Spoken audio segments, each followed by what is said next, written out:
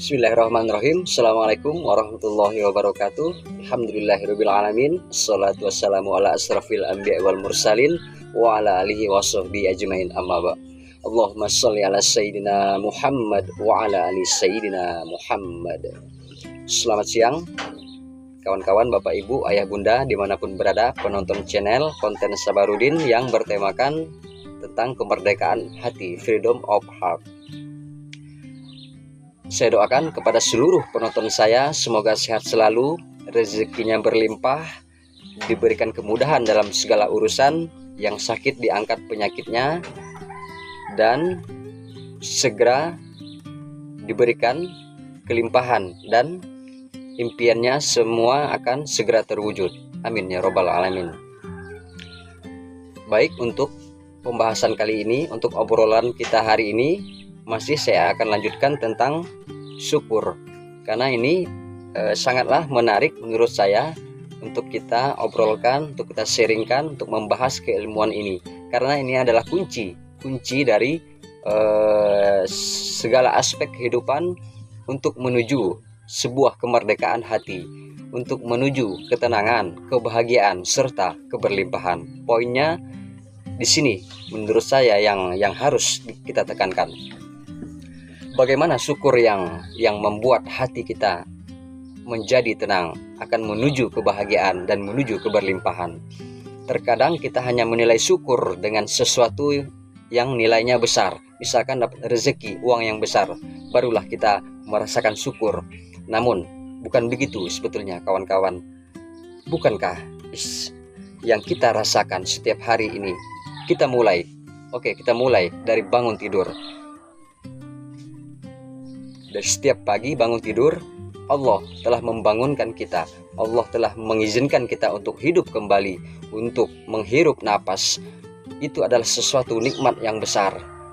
Maka jangan dulu berpikir tentang materi. Kalau untuk mendapatkan nilai maksimal dari kesyukuran itu, jangan dulu bicara nilai materi. Nanti akan otomatis akan larinya ke arah situ. Nafas yang telah Allah berikan itu adalah sebuah nikmat yang besar. Jadi yang saya lakukan setiap pagi, kalau bangun pagi atau bangun subuh, setelah sholat subuh, maka merenung dulu, menyendiri, bertafakur atau meditasi, menikmati keindahan alam yang bisa saya lihat sepanjang mata, sepanjang penglihatan yang bisa saya lihat, yang bisa saya dengar dan saya rasakan. Nikmati minimal 10 menit atau 15 menit sebelum kita melakukan aktivitas. Kita syukuri bahwa kita masih diizinkan untuk bernapas, untuk menikmati keindahan hidup ini. Kita nikmati hembusan angin. Kita nikmati suara burung, misalkan kalau yang rumahnya dekat dengan pohon-pohon yang ada burungnya. Maka dengan itu kawan-kawan, nilai syukur kita akan bertambah. Syukur dengan nafas tadi, ditambah lagi dengan kita mensyukuri. Tidakkah kita mensyukuri bahwa kesehatan kita, dengan kesehatan kita masih berfungsinya anggota tubuh kita, masih bisa bergerak, masih penglihatan kita masih bagus, pendengaran kita masih bagus.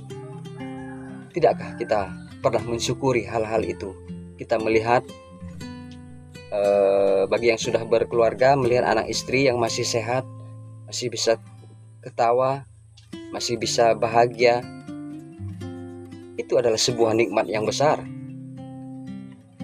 Dan kalau pagi juga dengan sarapan yang telah Allah berikan rezeki untuk sarapan, kita nikmati kawan-kawan, bapak ibu, ayah bunda sekalian. Itu adalah sebuah nikmat. Dari hal-hal kecil seperti itulah kita harus menanamkan rasa syukur itu agar segalanya menjadi nikmat.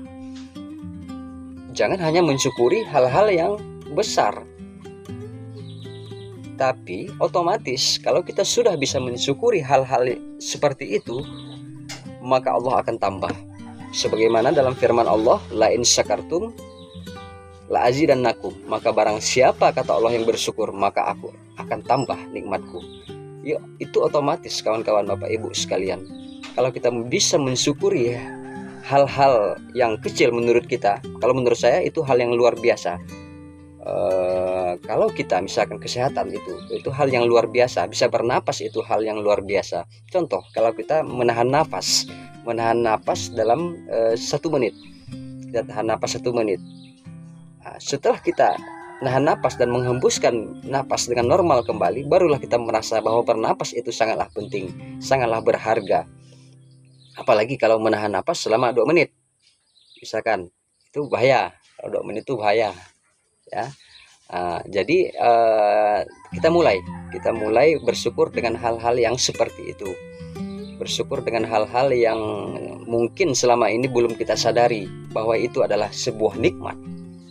Selama ini mungkin kita menganggap nikmat itu hanya sebatas materi, sebatas kekayaan. Oke, itu betul, itu sangat betul. Tapi awal mula dasarnya kita untuk mendapatkan ketenangan, kebahagiaan, kekayaan, dan keberlimpahan itu adalah mensyukuri hal-hal yang kecil seperti itu. Barulah Allah tambah nikmatnya. Dan hentikan, kurangi mulai saat sekarang, termasuk saya ini masih terus berlatih untuk mengurangi keluhan, untuk membuang segala keluhan. Sebetulnya apa yang kita keluhkan dalam kehidupan ini? Kekurangan.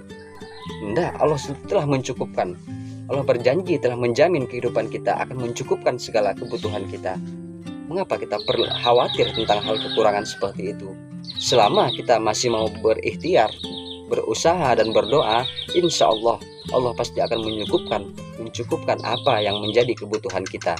Maka kawan-kawan, marilah kita bersyukur dengan hal-hal yang kecil seperti itu.